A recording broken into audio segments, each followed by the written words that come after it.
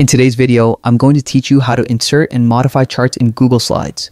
Whether you want to make your presentations visually appealing or present data clearly and effectively, charts can be a powerful tool.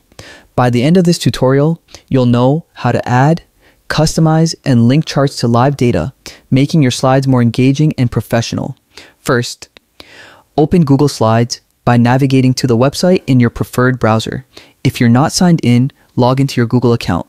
Signing in is essential because it gives you access to all your presentations and other Google services. If you're already signed in, you'll land on the Google Slides homepage where you can see all your saved presentations and any shared documents. Next, decide whether to start with a blank presentation or choose from a template. Clicking blank presentation gives you a fresh canvas, while templates can provide pre-designed layouts and styles that save time. Once your slide is open, look at the top menu and click Insert.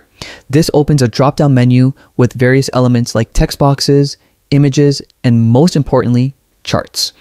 Hover over or click chart and you'll see options like bar, column, line, and pie charts. Each chart type serves a unique purpose. For example, pie charts are ideal for showing proportions, while line charts are excellent for displaying trends over time. Choose the chart that best suits your data and the story you want to tell. After inserting the chart, click on it to highlight it. You'll now see several customization options. You can resize the chart to fit your slide layout, change colors to match your theme, or even link it to Google Sheets. Linking charts to Google Sheets is especially powerful because any updates to the data in Sheets will automatically reflect in your slide, saving time and ensuring accuracy. You can also adjust labels, axes, and legends to make your chart easier to understand. For bar and column charts, you can change bar colors individually or as a group. For pie charts, you can pull out slices or highlight certain segments for emphasis. Experiment with these options to create a chart that communicates your message clearly.